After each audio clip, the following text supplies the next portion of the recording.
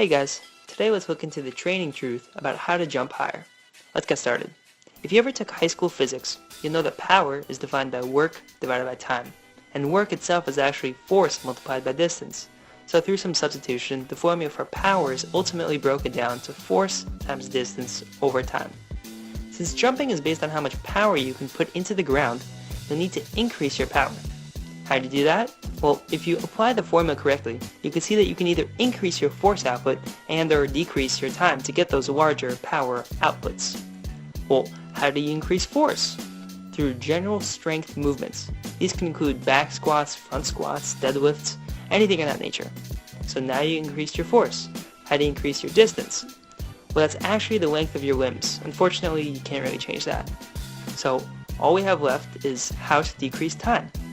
You may have heard of plyometrics. Plyometrics are basically just jumping exercises.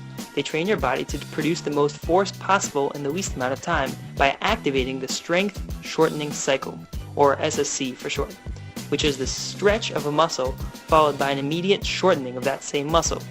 Examples?